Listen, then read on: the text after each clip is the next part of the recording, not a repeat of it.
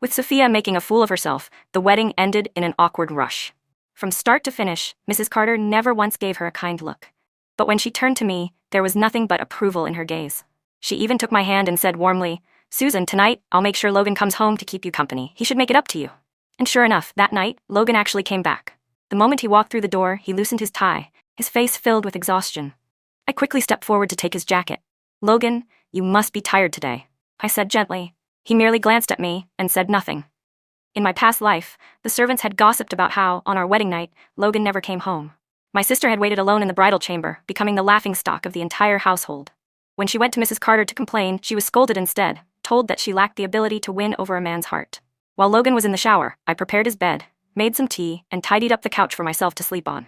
When he came out and saw the scene, a flicker of surprise flashed through his eyes. I quickly explained, "You sleep on the bed. I'll take the couch." He narrowed his eyes slightly, studying me. "Susan, are you trying to play hard to get?" Draped in only a bathrobe, his chest was slightly exposed, beads of water still clinging to his skin. I had to admit, his physique was incredible. I quickly averted my gaze.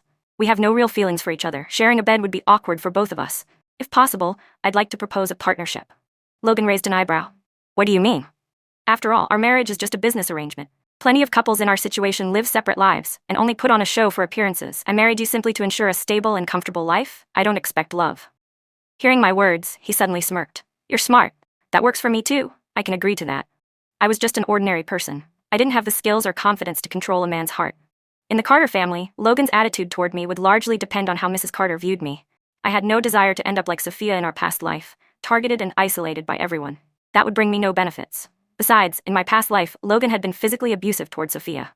I had no intention of provoking him and ending up in the same situation. Peaceful coexistence was the best option. This time, my only goal was to make money, start my own business, and rise to success on my own terms.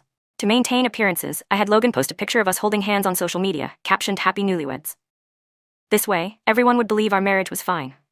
As I scrolled through his profile, I noticed how empty it was. Aside from this new post, there was nothing else. Someone like him must have a dull life.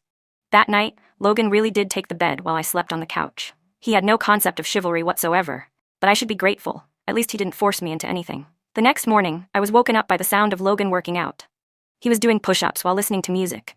I had heard that emotionally cold men were usually frail, but his 8-pack abs and toned calf muscles were proof of his incredible strength, far superior to Ethan's physique.